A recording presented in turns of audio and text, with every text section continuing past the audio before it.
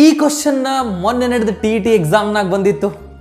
This is the question on allied angle. ಈ ರೀತಿ question ಬಂದಾಗ ಆನ್ಸರ್ ಯಾವತ್ತು 1 ಇರ್ತದ. ಸೊ ಎಕ್ಸ್ಪ್ಲನೇಷನ್ ಬೇಕಂದ್ರೆ ಈ ಕಡೆ ನೋಡ್ರಿ. So 1 degree 2 degree 3 degree up to 89 degree ಅಂದ್ರೆ 89 ಟರ್ಮ್ಸ್ ಅವ, 89 ಪದಗಳವ. ಎರಡೆರಡು ಟರ್ಮದ್ದು ಒಂದೊಂದು ಜೋಡಿ ಮಾಡೋನು. ಜೀವನದಾಗೂ ಎರಡೆರಡರದ್ದು ಜೋಡಿ ಮಾಡ್ತಿರ್ತಾರ. ಸಿ ಹಿಯರ್ 1 ಡಿಗ್ರಿ 89 ಡಿಗ್ರಿ ಒಂದು ಜೋಡಿ ಮಾಡೋನು, ಎರಡು ಸೇರಿದ್ರೆ 90 ಆಗ್ತದ. 2 ಇದರಿಂದ ಏನಿಲ್ಲ ಅಂದರೆ 80 cot 88 ಇರ್ತದೆ, ಅದ್ರದ್ದು ಪೇರ್ ಮಾಡೋನು. ಹೆಂಗೆ ಮಾಡೋದು ನೋಡ್ರಿ, cot 1 degree into cot 89 degree. Next one cot 2 degree into cot 88 degree. So ಈ ರೀತಿ 44 ಪೇರ್ ಆತವ. 44 ಎರಡಲೆ 88 ಪದಗಳು ಆತವ. ಒಂದು ಉಳಿತದ, ದಟ್ ಈಸ್ cot 45. ಹಿಂಗೆ ಮಾಡ್ಕೋತ ನಾವು cot 44 ಡಿಗ್ರಿ ಇದಕ್ಕೆ ಪೇರ್ ಯಾವುದ್ರ ಜೊತೆ ಮಾಡ್ತೇವೆ ಅಂದ್ರೆ cot 46 ಡಿಗ್ರಿ ಮಾಡ್ತೇವೆ. ಯಾಕಂದ್ರೆ 2 ಕೂಡಿದ್ರೆ 90 ಆಗಬೇಕು. ಇಲ್ಲಿ 2 ಕೂಡಿದ್ರೆ 90 ಆಗ್ತದ, ಇಲ್ಲಿ 2 ಕೂಡಿದ್ರು 90 ಆಗ್ತದ. ದೆನ್ cot 44 ಆದಮೇಲೆ ಲಾಸ್ಟ್ ಒನ್ ಟರ್ಮ್ ಉಳಿತದ, that is cot 45 degree. Next ಏನಾಗ್ತದ ನೋಡ್ರಿ, cot 1 ಡಿಗ್ರಿ ಇಂಟು ಈ cot 89 ಹೆಂಗೆ ಬರಿಬಹುದು ಅಂದ್ರೆ cot 90 minus 1 degree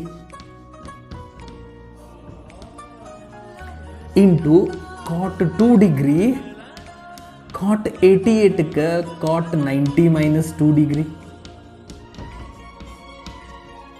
so same ಇದ ಕಂಟಿನ್ಯೂ ಆಗ್ತದ cot 45 ಡಿಗ್ರಿ.